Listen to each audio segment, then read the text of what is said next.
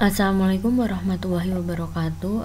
Selamat pagi, siang, sore teman-teman semua. Pada kesempatan hari ini kita akan melanjutkan materi kita pada pertemuan 11. Pertemuan 11 ini akan membahas mengenai Pancasila sebagai dasar perkembangan ilmu.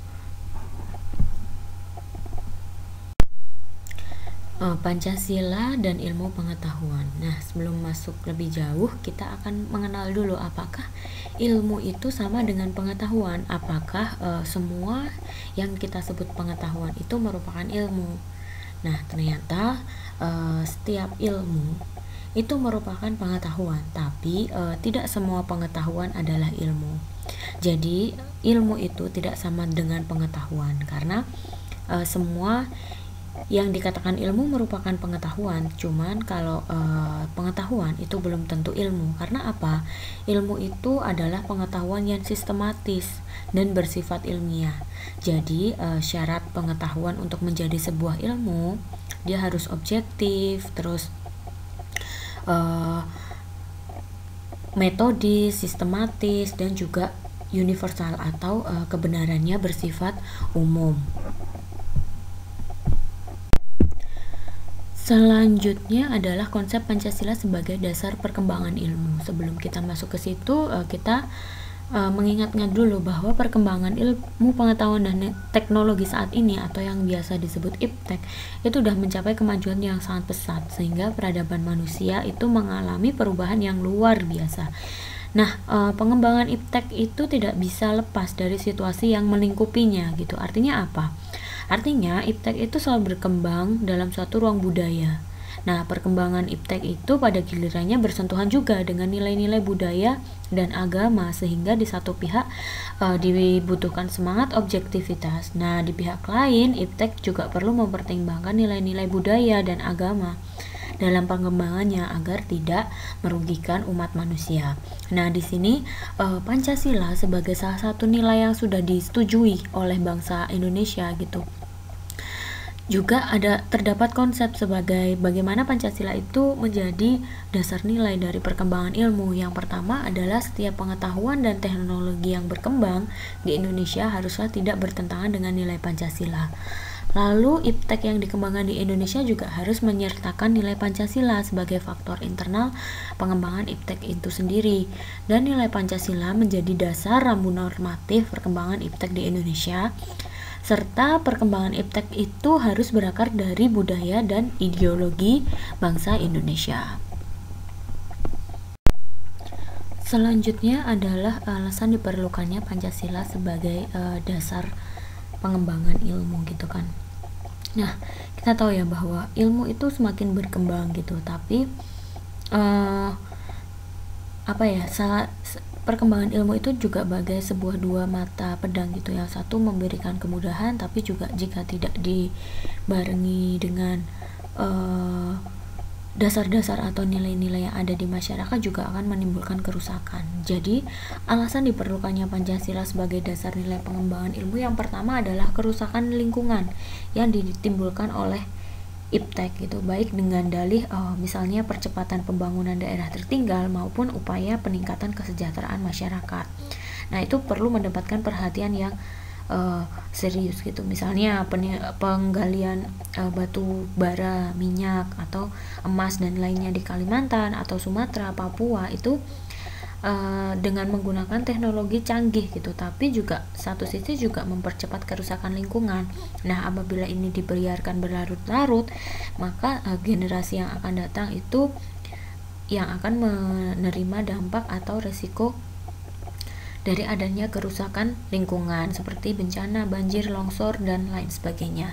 Yang kedua adalah penjabaran sila Pancasila sebagai dasar nilai pengembangan iptek dapat menjadi sarana untuk mengontrol dan mengendalikan kemajuan iptek yang berpengaruh pada cara berpikir dan bertindak masyarakat yang cenderung pragmatis. Artinya, penggunaan benda-benda teknologi dalam kehidupan masyarakat itu telah menggantikan peran nilai-nilai luhur yang diyakini dapat menciptakan kepribadian manusia yang memiliki sifat sosial, humanis, dan religius. Selain itu juga kini sudah tergerus gitu, digantikan dengan sifat individualistis, dehumanis, pragmatis, bahkan cenderung sekuler.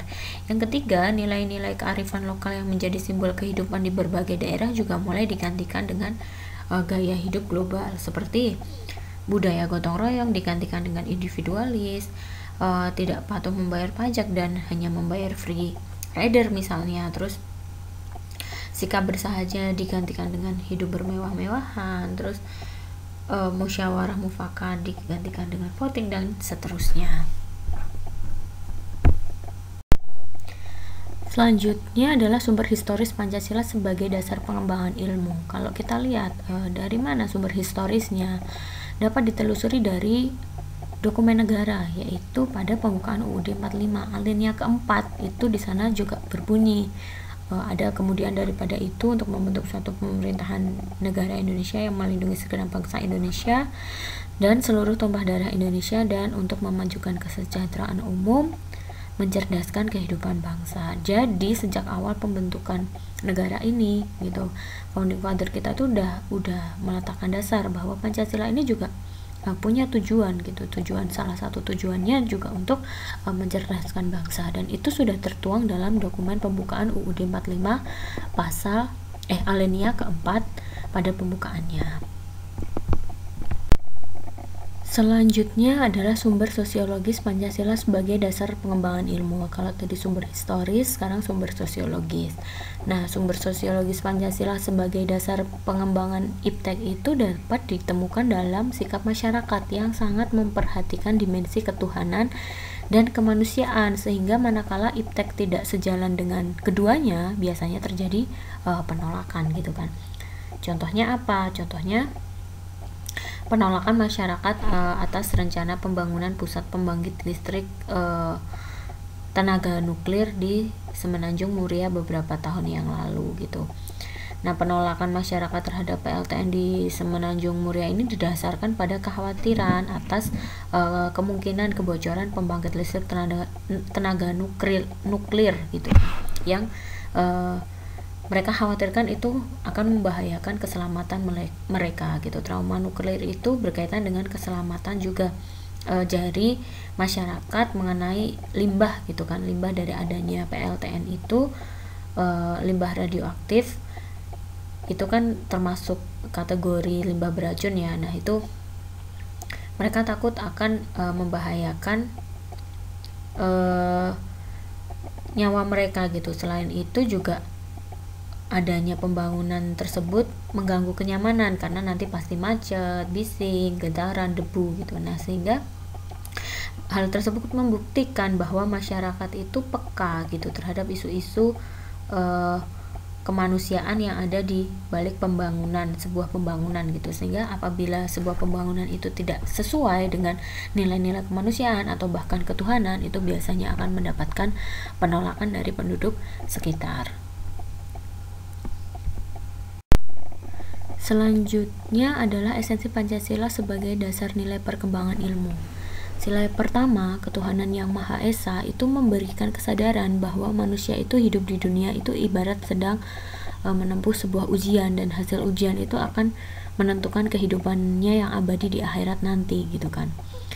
Nah, salah satu ujiannya adalah manusia diperintahkan untuk melakukan perbuatan yang baik kepada sesama maupun lingkungan gitu, bukan untuk membuat kerusakan di bumi.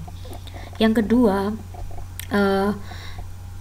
kemanusiaan yang adil dan beradab di sini berarti bahwa asas kemanusiaan atau humanisme itu menghendaki agar memperlakukan manusia itu sesuai dengan kodratnya gitu, artinya memanusiakan manusia gitu, yaitu memiliki keinginan seperti kecukupan materi, bersosialisasi, eksistensi, penghargaan, mengeluarkan pendapat, terus berperan nyata dalam lingkungannya, serta mungkin bekerja sesuai dengan kemampuannya. Sementara sila ketiga, Persatuan Indonesia, di sini Persatuan Indonesia itu memberikan landasan esensial bagi kelangsungan negara kesatuan Republik Indonesia. Nah, itu bisa mendukung gitu kerjasama untuk meningkatkan produktivitas.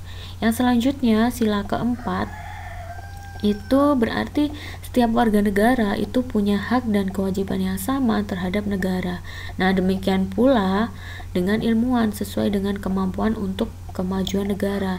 Nah, di sini sila keempat juga memberikan arahan dalam manajemen keputusan baik pada tingkat nasional, regional maupun lingkup yang lebih sempit gitu. Manajemen keputusan itu dilandasi dengan semangat musyawarah akan mendatangkan hasil yang lebih baik gitu, karena dapat melibatkan semua pihak dan penuh kerelaan. Yang kelima, keadilan sosial bagi seluruh rakyat Indonesia itu memberikan arahan agar selalu diusahakan tidak terjadinya jurang atau gap kesejahteraan di antara bangsa Indonesia. Misalnya, sebagai ilmuwan yang mengelola suatu industri itu perlu selalu mengembangkan sistem yang memajukan perusahaan, tapi sekaligus juga dapat menjamin kesejahteraan karyawan dan lingkungannya. Nah, artinya di sini kita tahu ya bahwa kehadiran ilmu pengetahuan dan teknologi di sekitar kita itu ibarat pisau bermata dua. Di satu sisi, iptek memberikan kemudahan untuk memecahkan berbagai persoalan hidup dan kehidupan yang kita hadapi, tapi di lain pihak dapat juga membunuh, bahkan memusnahkan peradaban umat manusia gitu. Contoh nyatanya mungkin ketika bom atom Hiroshima Nagasaki dalam Perang Dunia Kedua gitu kan. Dampaknya tidak hanya dirasakan oleh warga Jepang pada waktu itu, tetapi menimbulkan traumatik yang berkepanjangan pada generasi berikutnya, bahkan menyentuh nilai kemanusiaan secara universal. Nah, hal tersebut merupakan contoh dari dampak-dampak pengembangan ilmu apabila tidak dikaitkan dengan ruang lingkup budaya, nilai-nilai atau agama di sekitarnya. Nah, demikian penjelasan untuk pertemuan 11 ini. Apabila ada pertanyaan nanti bisa diajukan pada saat kita diskusi di kelas Google Meet. Sekian materi hari ini. Wassalamualaikum warahmatullahi wabarakatuh.